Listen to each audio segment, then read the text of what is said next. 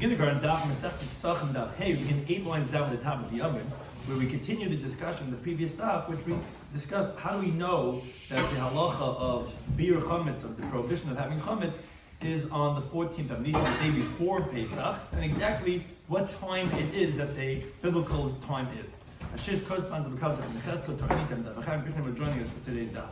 So what we're going to discuss in today's Daf is the source that chametz must be destroyed on Erev Pesach, and the Gemara brings many different sources for that halacha. Also, additionally, what the word rishon teaches, many different interpretations of what rishon means in many different contexts. The issue of chametz in various locations other than one's homes, where exactly does a person have the prohibition of bal yiro, bal yimatzeh? Additionally, chametz that belongs to a non-Jew, one's property, is that a violation of bal yiro, bal yimatzeh, the fact that it's a goy's chametz in your property? Additionally, whether a person is considered, the Gemara ends off with this theme about if a person is considered the owner of money, and he's responsible to replace it if it were to be lost, so does that responsibility make it as if it's his to say that he would violate the issue of chametz? Additionally, the pasuk that we bring is L'sishchet al chametz tam sivchi. At the time of the Karm Pesach is being slaughtered, all the chametz must be destroyed. So Mekitim is the concept we discussed in today's daf, havar l'chalik itzasa, which is that the malacha of burning a fire on Shabbos. Is machlekes exactly why the Torah singled out burning a fire from all lamatas malachas like savarish b'chamash v'sechem. One opinion holds is because to tell you that just like this is a amalacha and you chai for it itself, all lamatas malachas have a separate liability. The concept of hoyla hutra bar l'tzayra hutra namish lo l'tzayra. Since you're allowed to make a fire on Yom Tov for a Yom Tov need, you're allowed to do it even for not such a great Yom Tov need. And davar gam l'mammon is the idea that something that causes a loss of money or responsibility is like the money itself. So begin the current Daf. We're 8 lines down at the top of the Yomim. We're actually in the middle of the first interpretation of the Gemara. The Gemara had asked, how do I know that the bir chametz is done on the Erev Yom Tov of Pesach on the 14th of Nisan after 12 o'clock, 6 hours into the day? So the Gemara brought the source because it says there is a contradiction. On the one hand, it says Bayim Harishon, you should do it, which sounds like on the first day of Yom Tov. Another pasuk says Shivasem Soli Mativ Evetechem. So Abai explained, obviously Bayim Rishon doesn't mean the first day because that would be on Pesach itself, and you already have to have it not there, as we already know from a comparison to not eating chametz, which compared to eating matzah, which has to be you can't have it on the night of the 15th already. So rather, it must mean Bayim Rishon must mean the day before.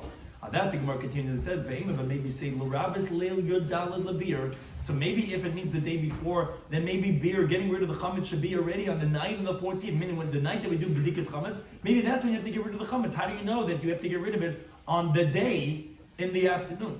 It says, no, Bayom said, it says in the pasuk, Bayom Harishon, on the day, which means the day, not the night time. But then the Gemara says, okay, but then Me'ima Mitzafra. Then maybe say that the time of getting rid of the chametz is in the morning of Erev Yom Tov, of Erev Pesach on the 14th. How do you know it's by midday? Says the Gemara because it says in the pasuk ach ba'yom harishon. The word rishon means Erev Yom Tov. Ba'yom means during the daytime, and ach is chilek, is dividing. So Rashi brings 2 interpretations. In the Torah, whenever it says ach or rak, it's a mir, it's exclusionary terminology. So obviously it's telling us that this ba'yom harishon that you can't have chametz, it's halv-beis, it's halfway, meaning half of the day is permitted, half of the day is going to be forbidden. Oh, now we understand to divide the day in half. Half is going to be forbidden is after Chatzais and on, and half of it's permitted from before Chatzais. Now Rashi brings another interesting interpretation that Taisus also brings. The word ach, actually, if you use the numerical computation of what's called achaz, bata, gif, dachatz, which basically is just like, ad bash, there's something else that we have in the Sefer Shabbos. Every 8th letter in the aleph base could be switched.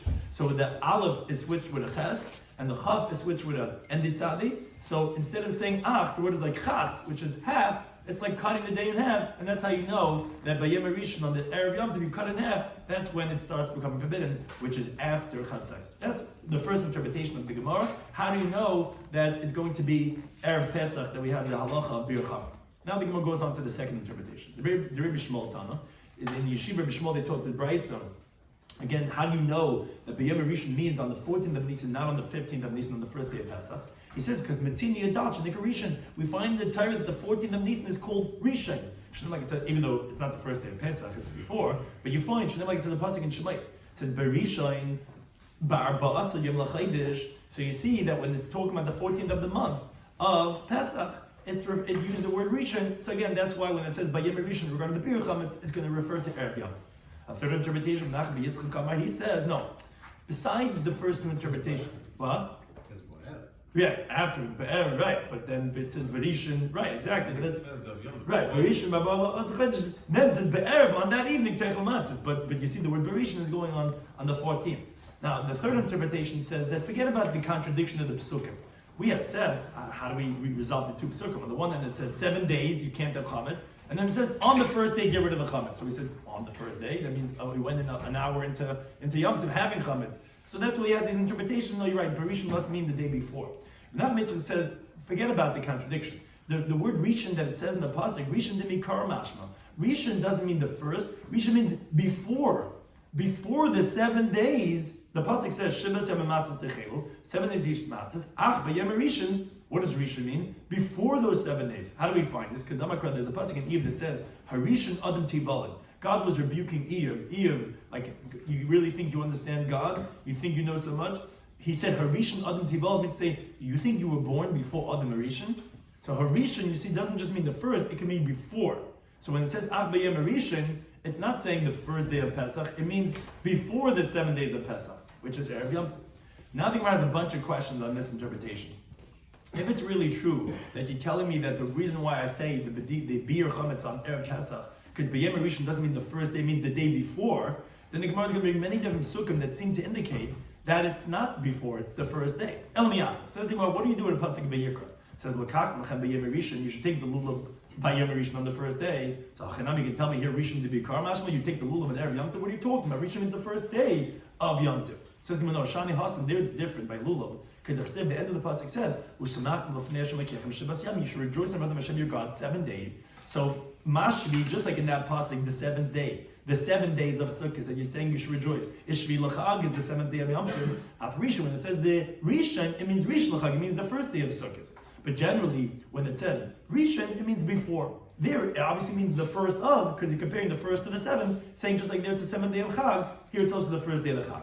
But then the Gemara says, okay, then Hachanamik said. Here in this pasuk of Pesach that we're discussing, when it talks about the 7 days, there it also says, by Yom Harishon Tashbisu. However, on the first day you should eliminate the chametz. Shiva seven matzahs techelu. 7 days you should eat matzah. So here also make the same comparison. Just like in this pasuk it talks about 7 days of eating matzah, and here it says by Yom Harishon. Just like there it's the 7 days of Yom Tov. Here it should be also the first day of Yom Tov. Same way you said regarding the taking of the lulav. It's the same type of a pasuk. Compare the first to the 7th. Says the Gemara, no, in Cain. It's a good question, but if so, nichtav kra rishon. Then the pasuk should have written by the beer of chametz rishon.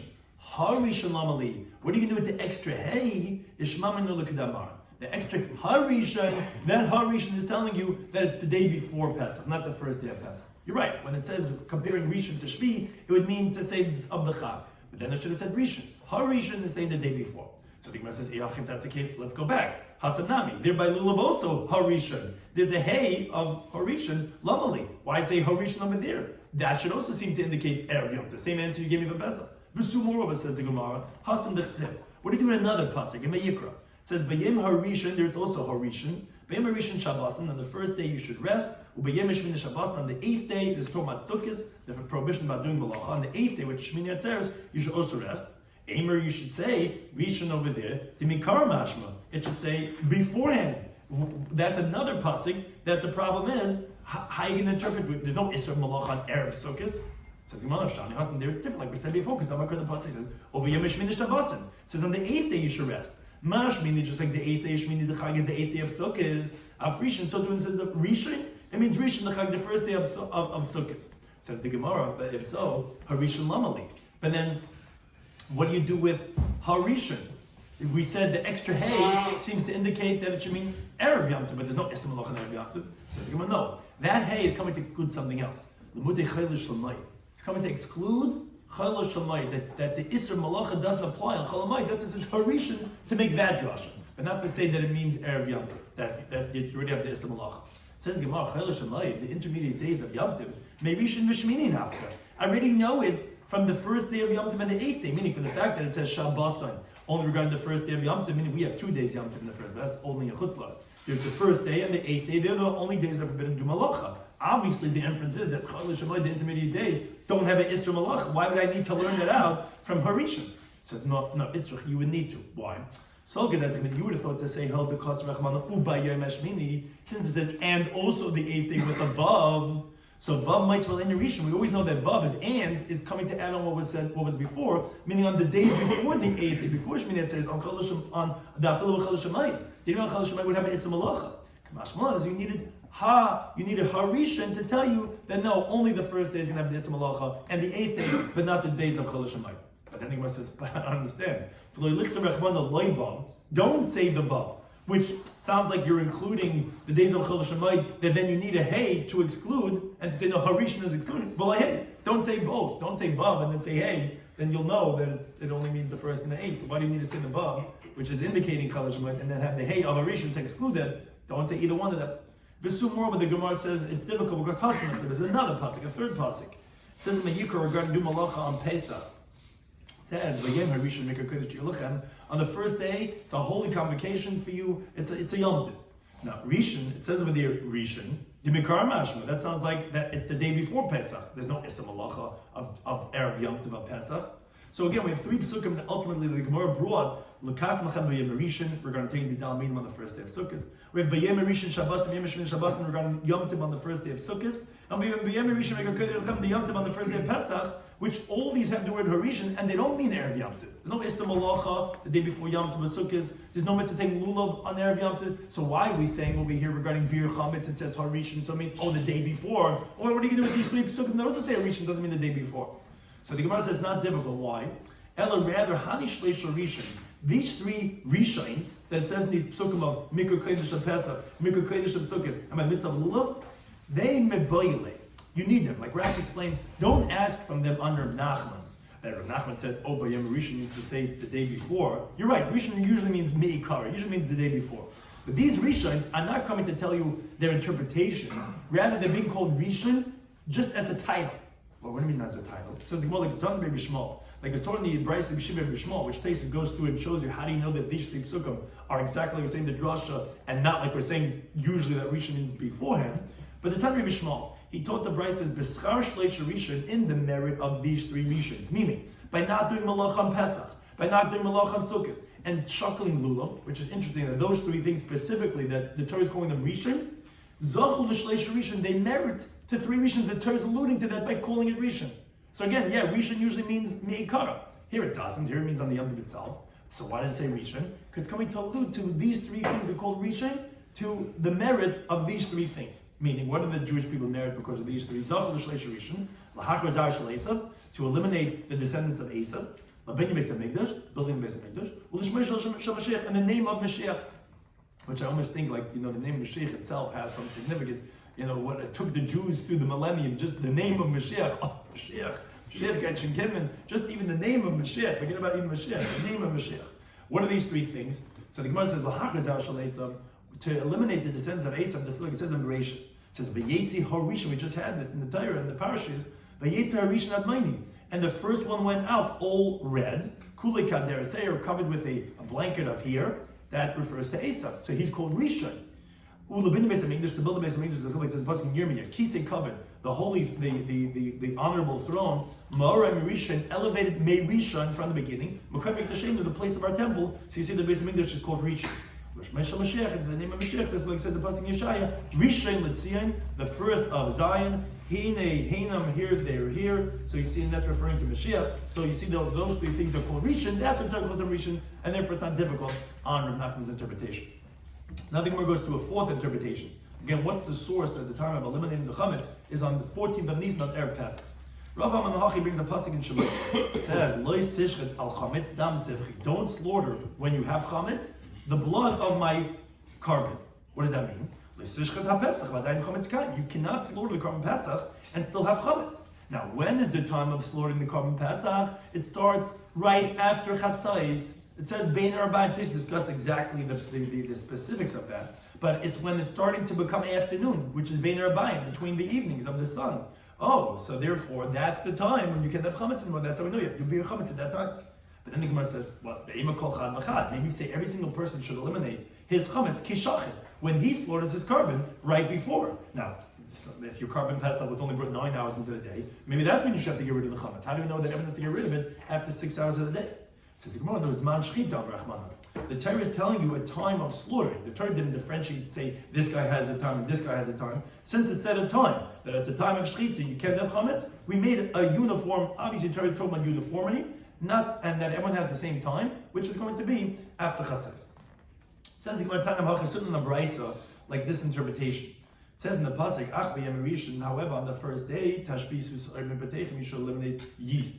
Chametz from your houses. Now, is that Erev Yom Tov, says the Brisa? Or in Erev Yom Tov Atzmai? Is it the day before Yom Tov? Maybe on Yom Tov itself, the first day of Pesach, you get rid of the Chametz.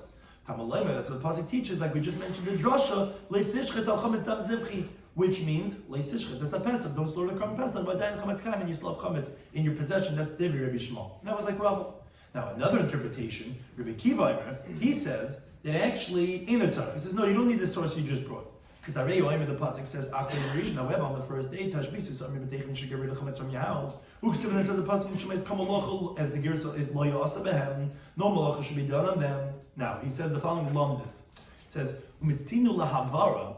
We find that burning something, sheyal malacha. It's av malacha. Now burning the chametz on Pesach would be not for a tzarech of eichel nefesh. And the pasuk doesn't let you do malacha on Yom Tov unless it's eichel nefesh, unless it's for eating purposes. So therefore, must be that if you're doing the bir chametz b'yom harishon, must be it's on erev Yom Tov, because you can't do havara, you can't burn the chametz on Pesach because it's not for eichel nefesh purposes. That's how he knows it must mean on erev Pesach. Another interpretation that we had before, B'Yisam, he says no initzach. He says you don't need this pasuk either. Harei Omer, he says, it says in the pasuk, Ach b'yom harishon, on the first day, tashbisus or mevatechim, you should get rid of the chametz from your house. Erev Yom Tov is that for before Yom Tov, and Yom Tov, maybe it's on the first day of Pesach. Tamalem, it says in the pasuk, as we said this drasha before, Ach, which is chilek, which actually brings earlier from this Rabbi Yisi, so you don't need all the sukkim that we said before. He says, Ach is telling you that part of a day is permitted and part of it is forbidden. Now, and if you think that the day of the bir chametz is b'yom tov is on Yom Tov itself, mishari, you think it's permitted to hold on to it at all? But the pasuk equates the eliminating of the chametz to eating of chametz, and the eating of chametz to eating of matzah, and eating of matzah is on the Seder night, on the first night of Yom Tov. So obviously, the getting rid of the chametz on when it's nighttime. Obviously, you know that, and therefore you can't understand ach, which is cholek, which is dividing. What dividing? You have to do it right when Yom Tov starts. Ach is saying that part of the day is permitted, part is forbidden. As Rashi explains, if not for ach, you could say that by yom rishon that you have to get rid of it is by bein hashmashos, which is the beginning of the day. But now, obviously, that you're telling me that part of the day is actually permitted. And if that's the case, it must be that by Yom HaRishon must mean on Erev Yom Tov, and Ach is telling me that you split it in half of it's going to be permitted, half is going to be forbidden. That's after 6 hours of the day. Now, Amar Rava says the following diuk, as we continue to the days, from one of the opinions we just mentioned. He says, Shmamin Amar Rabbi Kiva, we could infer from Rabbi Kiva's opinion, plus 3 halachas we could extrapolate from what he said. Shmamin Amar, again, Rabbi Kiva was the one who said that chametz must be destroyed on Erev Pesach because there's an issur to do malach on Yom Tov, which would exclude burning chametz on the first day. So we see 3 halachas from what he said. Shema Minah, first of all, from the fact that he said the only way he knew that by Yom Rishon meant Erev Yom Tov is only because you're not allowed to do havar, you're not burn the fire on Yom Tov. Obviously, inference number 1 is that he holds like a Yehuda, who the Gemara brings later on Daf Chaf Aleph and Daf Chaf Zayin, that ein bir chametz el sreifa. Obviously, the only way you can eliminate the chametz is by burning the chametz. And he learns it out from nicer, which is the leftover carbon that you have to burn it.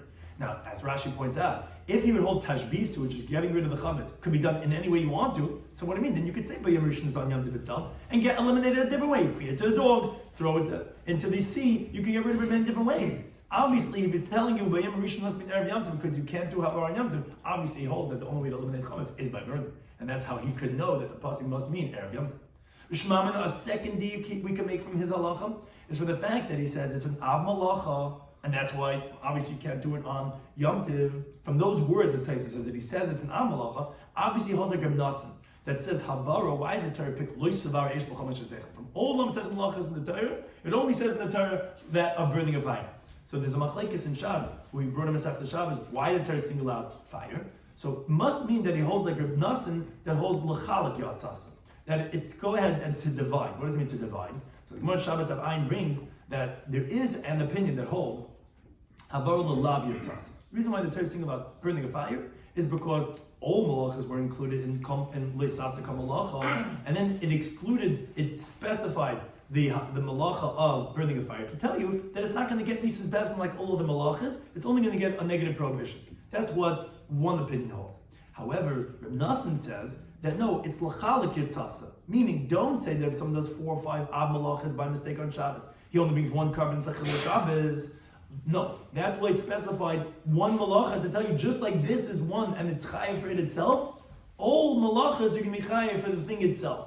So you see that obviously the Kiva holds like the Manda Amar l'chalik yitzasa, the havara burning a fire is its own ab malacha, and that's why it singled it out, and that's why you can't go ahead and do it on Yom Tov shaloi l'tzarech. The third halacha you learn out is lo yamina. We don't say hayalo hutra. Okay, once you're allowed to go ahead and burn the fire on Yom Tov of havara l'tzarech, of burning for a Yom Tov or eichel nefesh purpose, hutra nami shaloi l'tzarech. We say okay, once you're allowed to do malach, we actually do say such things on Yom Tov. Once you're allowed to carry for eichel nefesh purposes, we let you carry for other things too. It's called hutra. Obviously, Rabbi Kiva does not hold like that, because if you held a hutra, then you were allowed to go ahead and burn the chametz too, which also, as Tosfos explains, also has somewhat of a Yom Tov need, just not eichel nefesh. And obviously, Rabbi Kiva does not hold like that, because if he did, then you're allowed to burn the chametz on Pesach. So those are 3 halachas that we can infer that he holds that bir chametz is only by burning, that he holds havar l'chal kitzas havar is one of the lamates malachas, and also that we don't say that since it's permitted for Yom Tov need, it would be permitted also for a non-Yom Tov need, that we don't say that since you could light it for food, also for non-food. Those are 3 halachas you see from Rabbi Kiva. Now the Gemara moves on, related discussion. Tana Band, we learn the Brisa, continuing to basically to the end of the Daf, regarding the psukim that it's brought regarding this Isra of having chametz. It says a pasuk in Shemais, Shivas Yamim, 7 days, and this we brought this pasuk previously, and that's why we're bringing it regarding when we spoke about the contradiction about when you're not allowed to have chametz in your house, and therefore when the time of beer chametz is. So it says in the pasuk 7 days so early matzah b'beteichem. No sourdough should be found in your house. Now, matamalim, what does the pasuk teach? And the question is, there's a different pasuk in Shemais that already says, Lo yirah l'cha sa'ar, you should not find in your house chametz is the gear sa'ar, Lo yirah l'cha, and this pasuk is sa'ar, should not be found by you. Sa'ar b'chol gvalecha, and all your boundaries. But the one thing is, all your boundaries is also including your houses. So what is that first pasuk of, it shouldn't be found in your house, telling us more than what we already know from the other pasuk of gvalecha. So it says the Brisa like this, because since that other pasuk, of lo yirah l'cha sa'ar, that it says it should not be found for you chametz. From the fact that it says l'cha, you would infer, okay, shalcha yatarah, you can't see your own chametz on Pesach. But you could see others like a non-Jew's chametz. V'shal gavaya, or the chametz of, let's say you took this bagel and you would makdish it for bedek abayis, you're selling it for its hektishes, that you would think that, okay, that you could have in your house on Pesach. It's only l'cha, only yours that's a problem, but someone else's chametz, like a non-Jews or hektish, that you could have.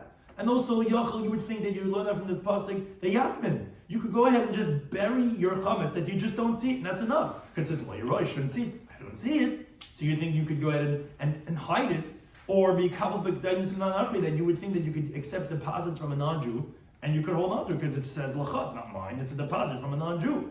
That's when we need the second pasuk to say lo yimatzei. Lo yimatzei means that it could be found.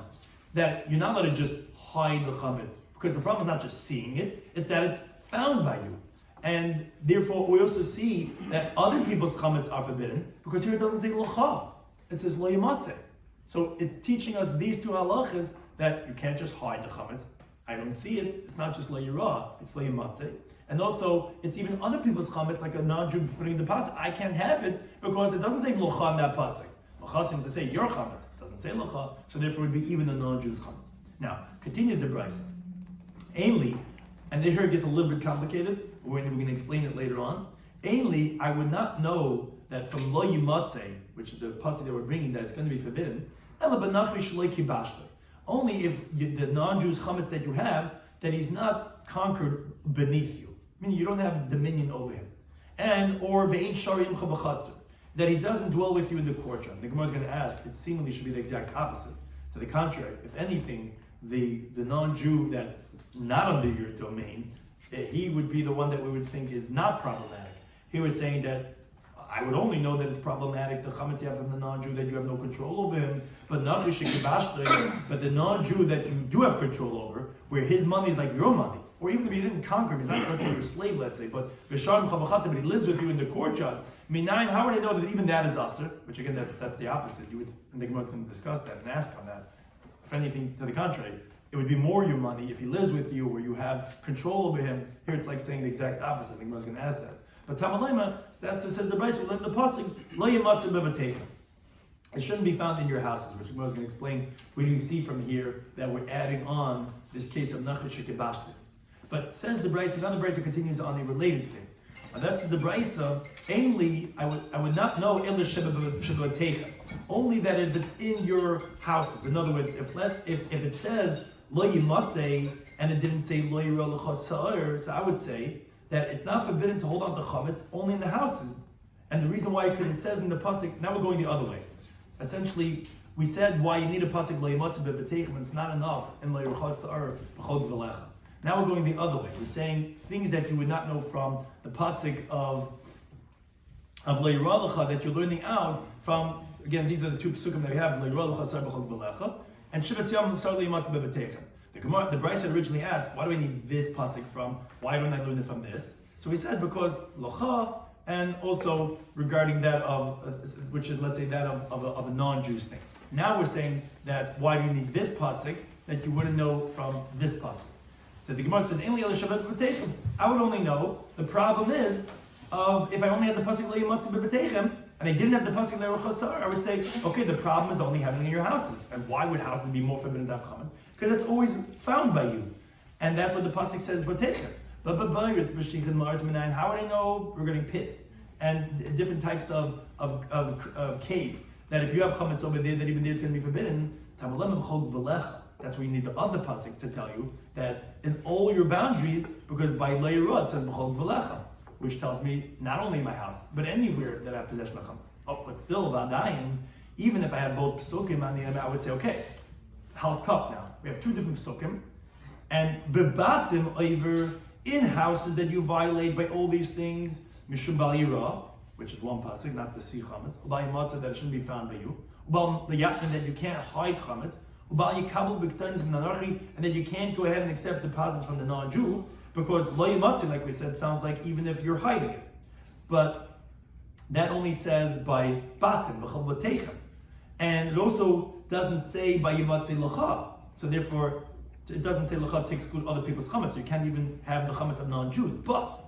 bigvulin, meaning other places besides your house, like Baruch Shichem Ma'aris. There it says in that pasuk l'cha. So I would tell you shalcha yataraya that out of your house. Again, this is a little bit of cheshbon, but out of your house. Then shalcha yataraya. Then I would say that's l'cha that only your chametz you can't see. But other people's chametz, like a non-Jew or hegdish, then you could see. Because although we know that the halachas are both apply, but maybe what it says in the context of that pasuk is specifically for what it says over there. So le'yirah l'cha sar b'chol v'lecha, in the pasuk b'chol v'lecha, which includes Baruch Shichem Haaretz, there it says l'cha. So maybe there it's only going to be your chametz, but maybe I could have a deposit from a non-Jew in my pit, in my cave. So it says the Brayso,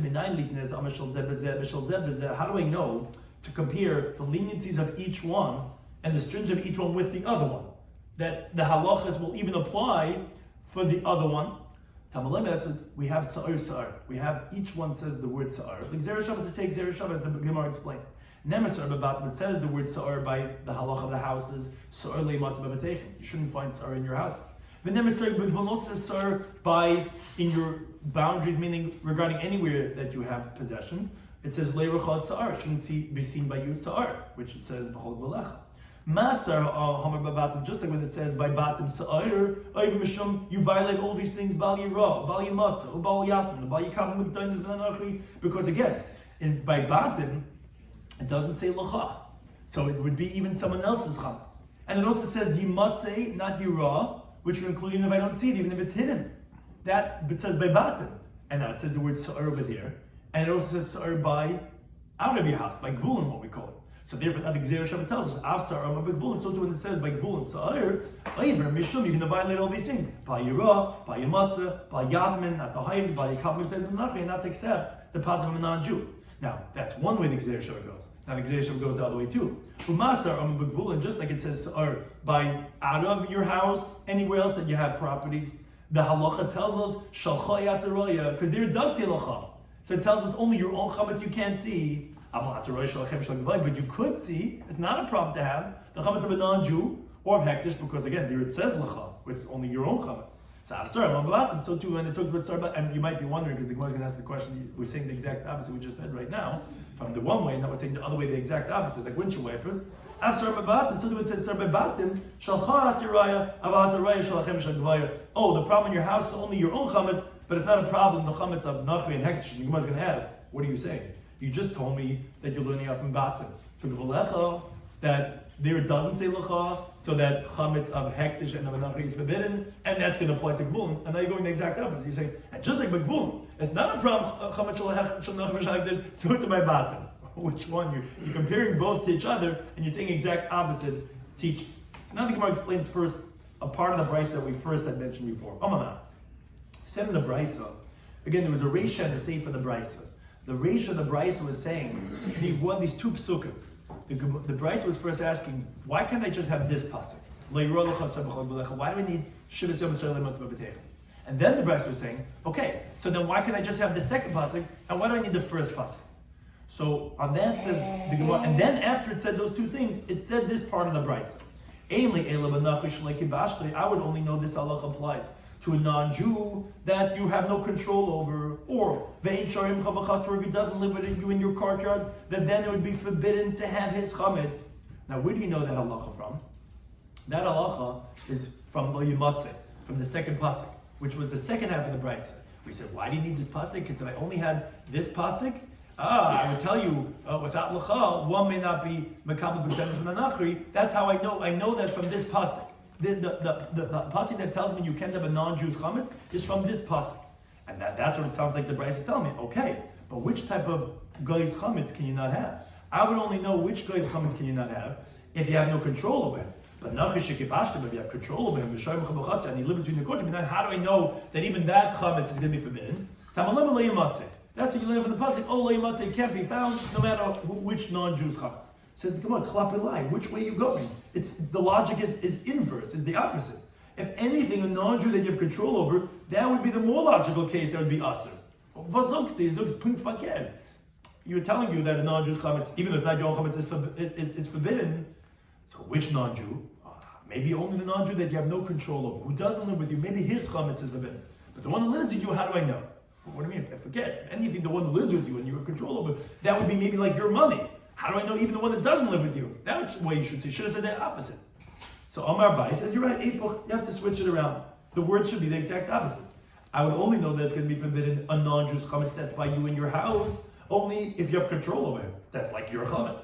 But a non-Jew that you have no control over, how do I know that's also going to be forbidden? That says lo yimatzeh. It doesn't say like Rashi says lo simtza. It says lo yimatzeh, which sounds like totally you can't have chametz in your house, no matter which non-Jew, even though you have no control over him and his money. That's the way it should say. That's one interpretation. But in classic Talmudic style, we find a way to be meyashiv it. No, the way it says. Rav Amei says, no, you don't have to switch it around. It's the words as it says in the Brisa. But it's not going on the second half of the Brisa. It's going on the Reisha. Again, there's a Reisha and the Seifa.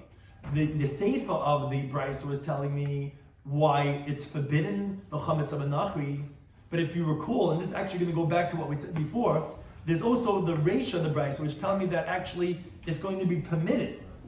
The Brisa had said, it says L'cha in the pasuk of Leira L'cha Shem Chod V'lecha, which teaches me Shalcha Eyataraya, you can't see your own chametz. Aval Ataraya Shalachem Shal Gevaya, but you could see the chametz of others, meaning of non-Jews, and of that of Hektish. On that pasuk, this pasuk of L'cha, not of this pasuk that tells us the prohibition of a non-Jew's chametz. This pasuk tells me the permissibility of the non-Jew's chametz. That's what the Brisa was going on. Ainly, I would not know that it's permitted to see the chametz of other people. And we're going to explain shortly, again, that's a contradiction. Could you have a chametz of a non-Jew, could you not? But we're going to explain, it's tomorrow when you accept no responsibility for his chametz. But I would only know, only a non-Jew you have no control over, he doesn't live with you in the courtyard. That's the type of non-Jew's chametz in your house that's not going to be forbidden. But Nachish or Gibashti, you have control over the non-Jew. He's your worker, you control him. Misharim Chabachatzi lives with you in the courtyard. Minan, how would I know that even that chametz is going to be permitted? Tamalim lo yamatzeh. Says, wait a second, lo yamatzeh? How could you bring, if now according to your interpretation, that the drush is telling you a heter, the Tan is trying to tell you a heter, a permissibility of having a chametz of a non-Jew. The Nasablei Krali Yisur, he's bringing you a pasuk of prohibition. Lo yamatzeh, if anything, is telling you you can't have it found at all, which is an isser, is a chumrah. How you bring it as a heter to say that you could have the chametz of a non-Jew that even that you have control over. So and that says the Gemara that you're right. We are telling you a heter, but so what are we bringing from this pasuk? It's not from the words really lo yamatzeh. It's mishum shenema because it says in the pasuk by gevulin, this pasuk, meaning things outside of your house, in let's say your pit or other places, your storehouse. Regarding sa'ir, it says l'cha trezim. As Rashi points out, this is the way Rashi writes it. It says lo yirah l'cha sa'ir b'chol gvalecha shevesam in Parshas Re'eh. And it says in Parshas Boy, lo yirah l'cha chametz b'lo yirah l'cha sa'ir b'chol gvalecha. Now, as Rashi says, we don't need to say the word l'cha by gevulin, by re'iyah, because it already says regarding the issa lo yirah of gevulin. So there's two psukim, and if anyone knows Tariq mitzvahs, there's Bal Yirah, Bal Yamatzah. There's two isurim of having chametz on Pesach. One is you shouldn't see it, and one that shouldn't be by you. Now, it says the word lacha, which sounds like your chametz, not someone else's chametz, by la yirah 2 times. One in Pasha Rei, one in Pasha Boy. Now, you don't need to say the same drasha 2 times. So that's called in Eina Inyan. The Gemara brings this many times in Shas. If it's not for this, Tanei Inyan. You bring it, you put it to another application that's similar. So we're going to tell you that lacha, it says Bal Yamatzeh. Not by Layirah, because you don't need to say by Layirah 2 times. So we're going to put the lacha by lo yamatzeh. So what that tells us is, what is lo yamatzeh?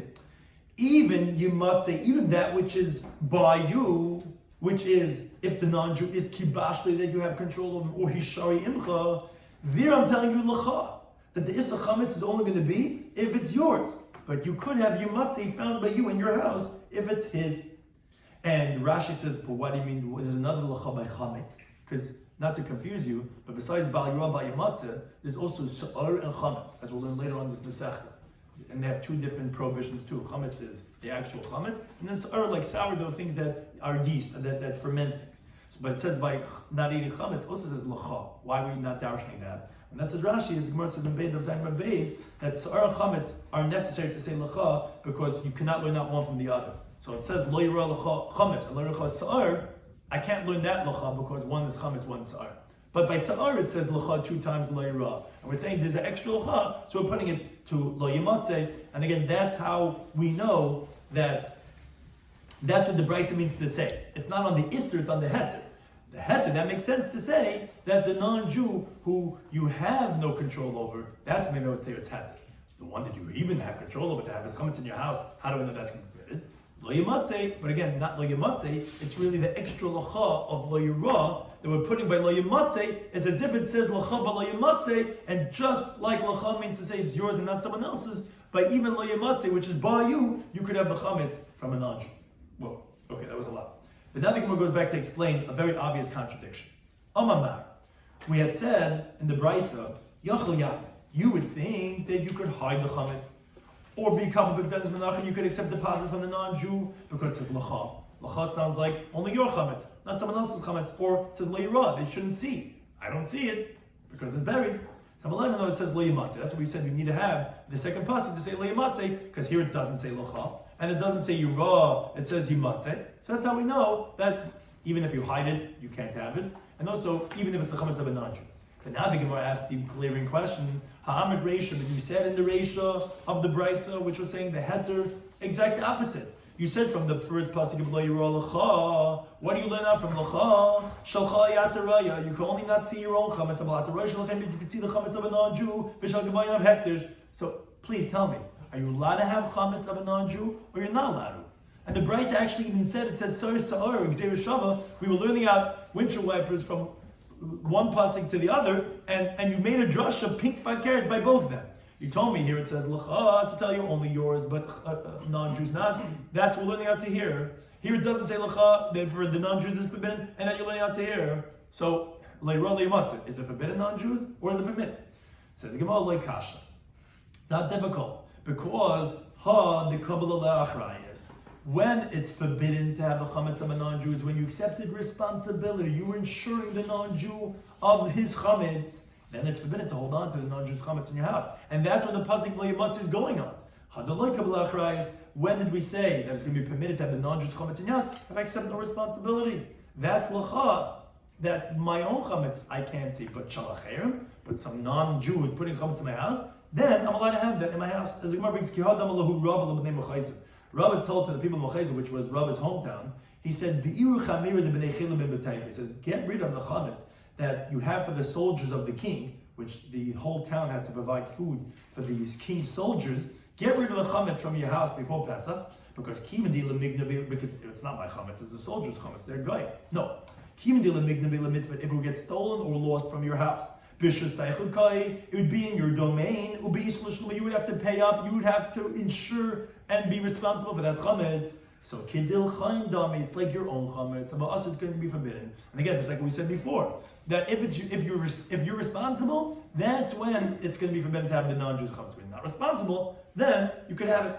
Now the Gemara asks, however, on this approach, this works very well according to what you're saying, that it's forbidden to have the non-Jew or hektish's chametz in your property when you're responsible. Laman da Amar, according to the opinion that says dava hagarm lamaman. This is very important for understanding monetary law.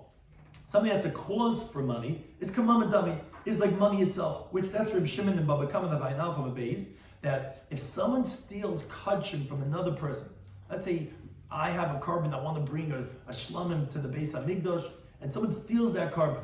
Now the interesting thing is, if you steal hektish, you're not chayv for kevel, but if you steal from re'ehu, from a friend, you are chayv kevel. You have to pay double the amount. So who is he going to be chayv kevel or not? Well, it's not. He didn't really steal from me. It's hektish's. He stole from hektish. But Reb Shimon says, if I have achrayis, if I'm going to have to insure hektish, that if they don't get it, I'm going to have to give them a new one.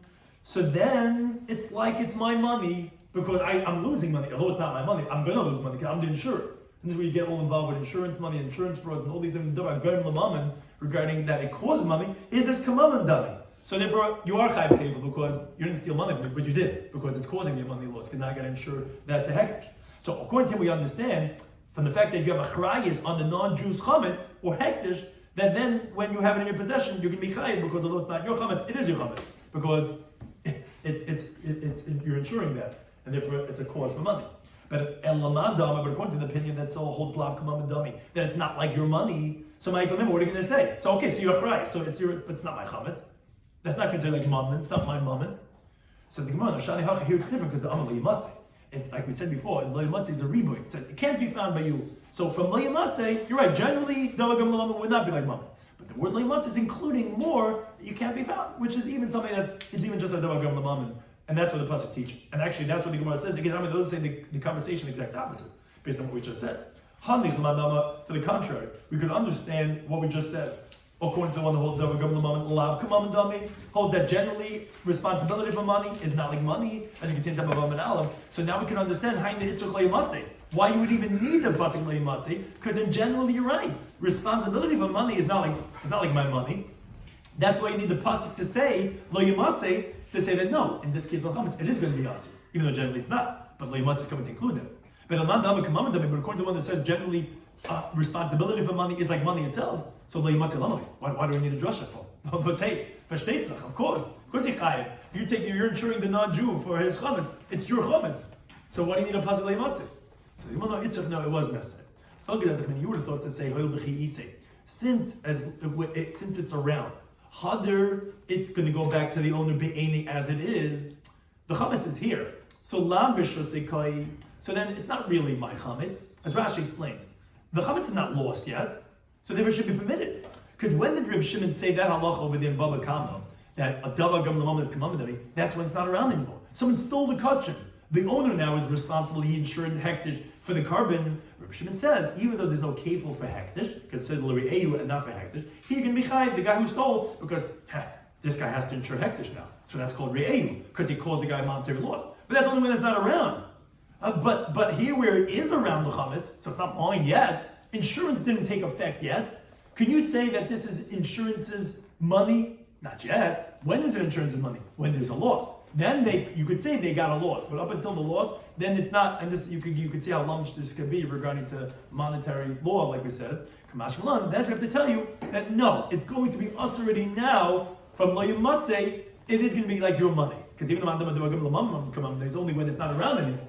Now it's like, okay, you caused me a loss. But up until the thing's actually gone, when the chametz and the non-Jews in your house, I would have said it's not your chametz. Kamash Malan, even according to that man Amar that we learn now from Lo Yimatzeh, that it's going to be chayiv if you took responsibility for the non-Jews chametz.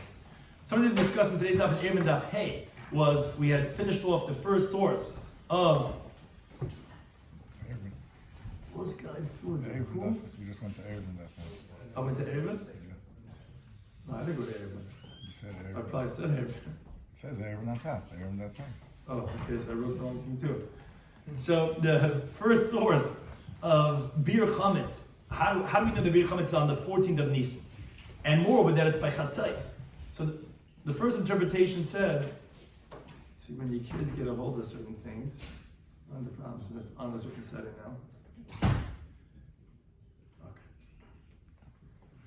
Yeah. So anyway, so we said that it's because it's compared to the burning of chametz, compared to the eating of chametz, which compared to the eating of matzah, which is obviously not on the night of the 14th, because it says Beyoim Harishon, so it's not going to include also the night, and it's also not from the morning because it says Ach.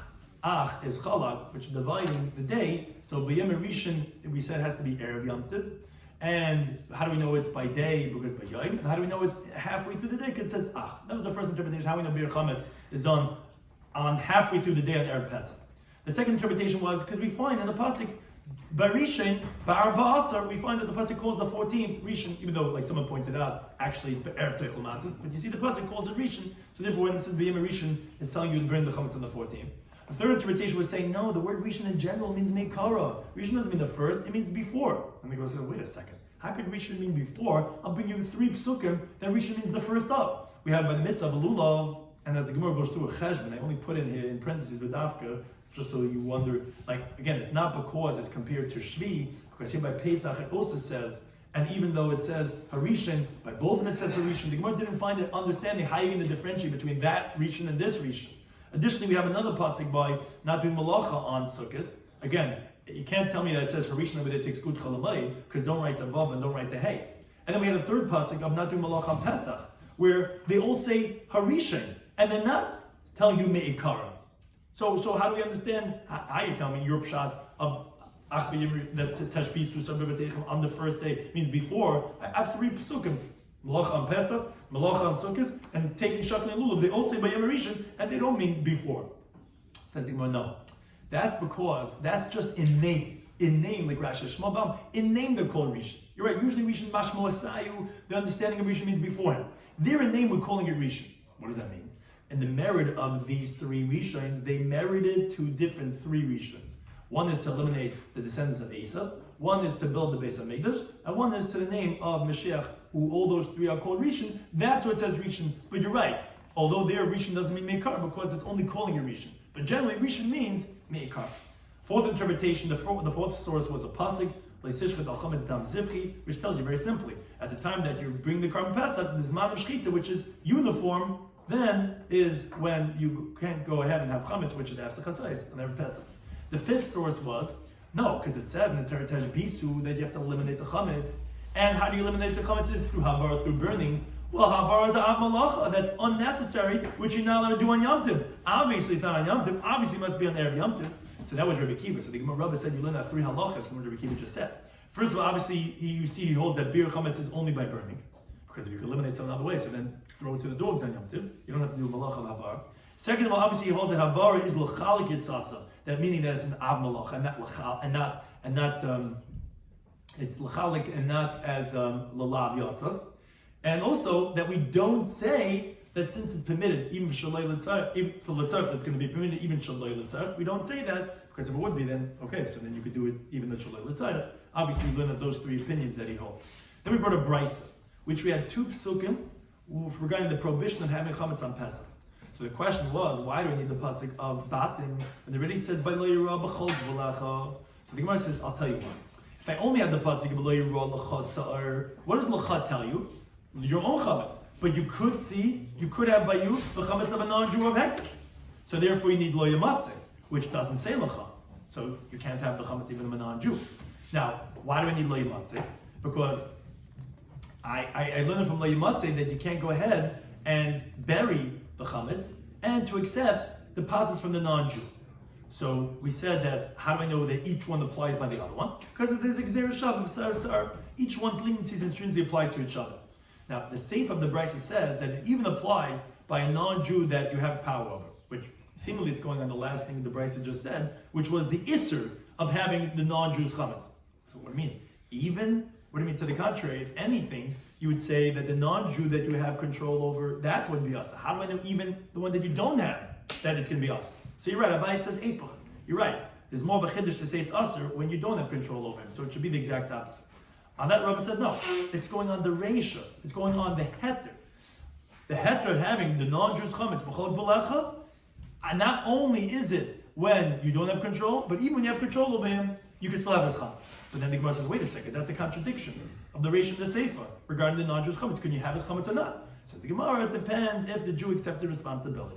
If he took insurance, if he's insuring the non-Jew, that's considered your chametz. That's lo yamatzeh, you can't have the non-Jew's chametz. When is l'cha excluding that you could have the non-Jew's chametz in your property? You didn't take responsibility, you didn't insure the non-Jew. And then the Gemara brought two different versions of a discussion regarding the opinion if a davar hagoyim l'mametz, something that causes monetary loss, not like money itself, to make the Jew responsible and he accepts achrayis on the chametz of a non-Jew.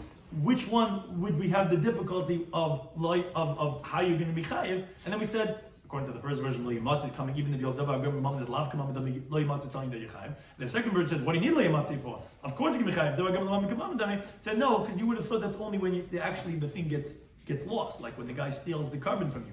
But if it's still around, you would say then it's not like your money. But you're saying that no, the yamatz is including even that you can be chayiv the chametz of a non-Jew when you accept responsibility, when you insure the non-Jew this chametz. Thank you to any time. For hosting us.